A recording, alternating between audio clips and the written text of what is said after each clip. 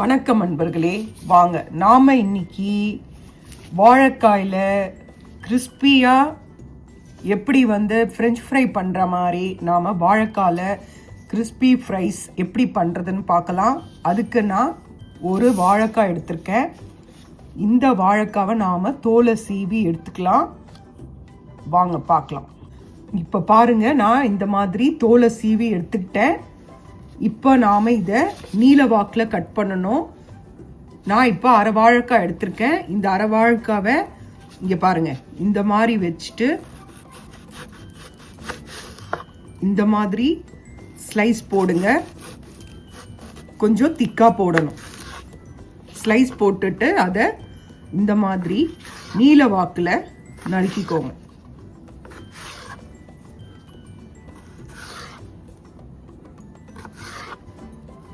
நான் ஒரு வாழைக்காய் தான் எடுத்திருக்கேன். உங்களுக்கு காட்டுறதுக்காக நான் இப்போ அரை வாழைக்காவை கட் பண்ணி இதை காட்டுறேன். இந்த மாதிரி நீல வாக்கில் இதை நறுக்கி எடுத்துக்கோங்க.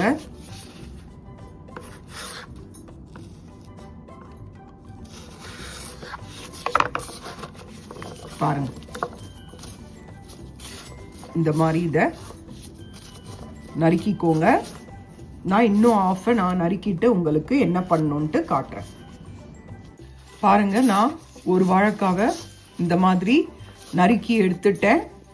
இப்போ நாம் என்ன பண்ணலான்ட்டு பார்க்கலாம்.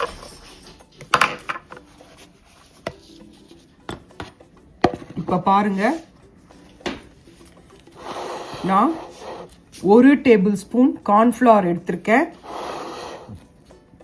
1 டீஸ்பூன் ரவா எடுத்திருக்கேன். இது ரோஸ்டட் ரவாங்க, அதனால ரவை தான். சாதாரணமாக நாம் உப்புமா செய்கிற ரவை தான். சாட் மசாலா 1/4 டீஸ்பூன் எடுத்திருக்கேன். 1/2 டீஸ்பூன் கரம் மசாலா எடுத்திருக்கேன். 1/4 டீஸ்பூன் மஞ்சப்பொடி எடுத்திருக்கேன். 1 டீஸ்பூன் மிளகாய் பவுடர், வெறும் மிளகாய் பவுடர் எடுத்திருக்கேன். தேவையான அளவு உப்பு எடுத்திருக்கேன். திரும்பியும் உங்களுக்கு சொல்கிறேன்.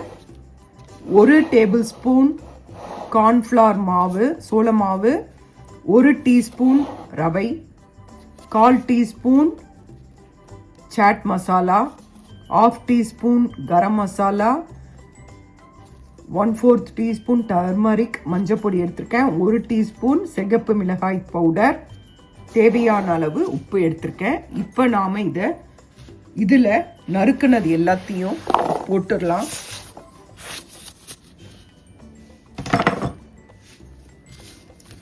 போட்ட பிறகு இதை நல்லா கலரி கொடுங்க.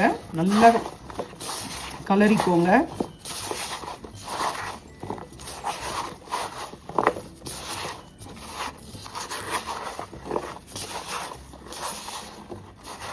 எல்லா மசாலா பொருட்களையும் சேர்த்து நல்லா இதை கலரி எடுத்துக்கோங்க.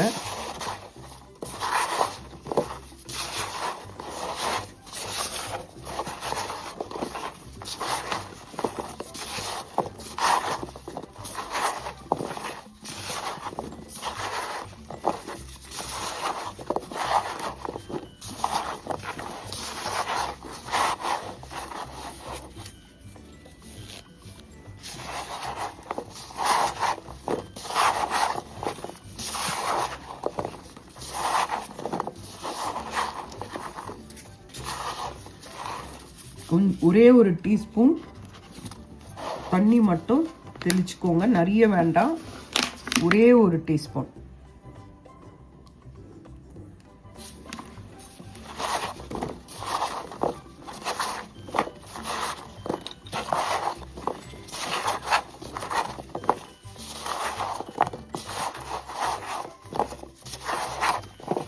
நல்லா மிக்ஸ் பண்ணிக்கோங்க. மிக்ஸ் பண்ணிவிட்டு ஒரு 10 நிமிஷம் பொறுத்து இதில் நீங்கள் ஜிஞ்சர் கார்லிக் பேஸ்ட் ஆட் பண்ணுறதா இருந்தாலும் ஆட் பண்ணிக்கலாம்.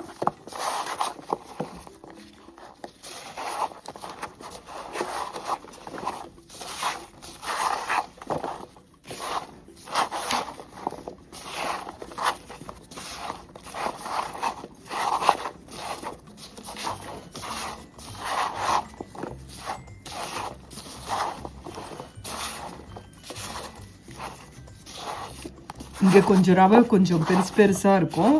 நம்ம ஊர்லனா கொஞ்சம் மாவாக இருக்கும், அதனால உங்களுக்கு இது இந்த மாதிரி இருக்கு.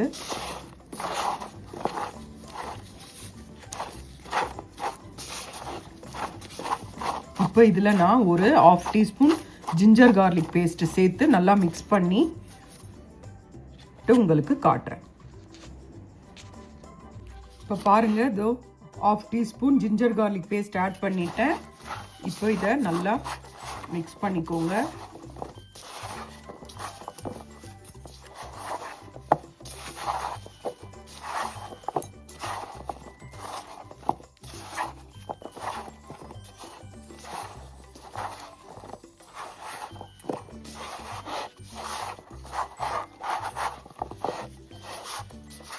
இப்போ பாருங்கள்,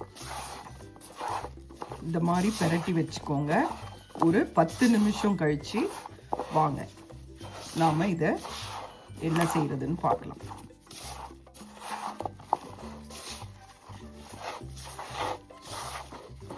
அவ்வளோதாங்க, இந்த மாதிரி பிசைஞ்சு வச்சுக்கோங்க. அதுக்கு பிறகு நாம் என்ன பண்ணலான்றது பார்க்கலாம். இப்போ ஒரு பேனில் இந்த மாதிரி எண்ணெய் விட்டுக்கோங்க. எண்ணெய் காஞ்சதும் நாம் பெரட்டி வச்சுருக்கதை ஒன்று ஒன்றா எடுத்து நாம் இதில் போடலாம். அடுப்பை மீடியம் ஃப்ளேமில் வச்சுக்கோங்க. இதை குழந்தைங்களுக்கு தக்காளி சாஸோட பரிமாறினீங்கன்னா குழந்தைங்க விரும்பி சாப்பிடுவாங்க. இந்த மாதிரி போடுங்க. ஒரு பக்கம் நல்லா ஃப்ரை ஆனதும் இன்னொரு பக்கம் இதை திருப்பி போடலாம். இந்த மாதிரி தாங்க செய்யணும். இது ஈவினிங்கில் ஸ்நாக்ஸாகவும் சாப்பிடலாம், அப்படி இல்லை நம்ம சாப்பாடோட இதை வச்சும் சாப்பிடலாம். இதை செஞ்சு பாருங்கள், இது நல்லா இருக்குங்க, டேஸ்ட்டாக இருக்கும். அடுப்பை மீடியம் ஃப்ளேமில் வச்சுக்கோங்க. இந்த மாதிரி ஃபோர்க் வச்சு நீங்கள் இதை திருப்பி விடுங்க.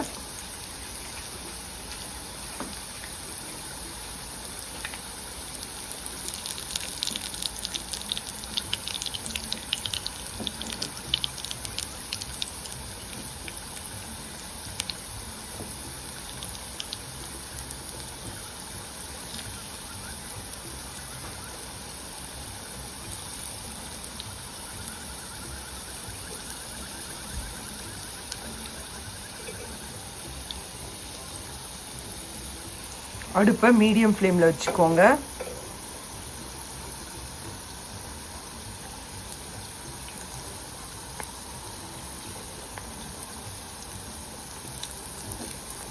இந்த மாதிரி எல்லாத்தையும் திருப்பி போடுங்க.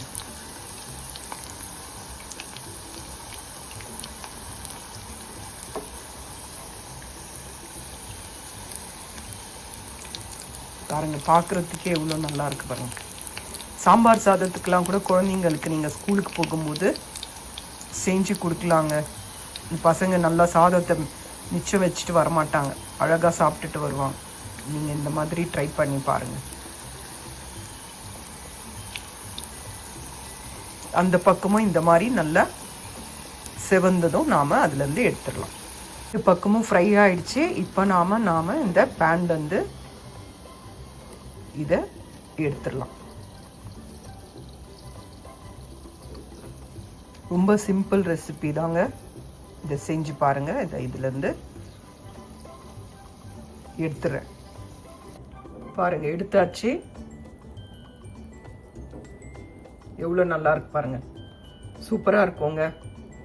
டொமேட்டோ கெச்சப்போட வச்சு சாப்பிட்லாம், சும்மாவே சாப்பிடலாம், ரொம்ப அருமையாக இருக்கும். இதை செஞ்சு கொடுங்க. நான் மீதி இருக்கிறதையும் ஆயிலில் போட்டுடுறேன். அடுப்பு மட்டும் மீடியம் ஃப்ளேமில் வைங்க.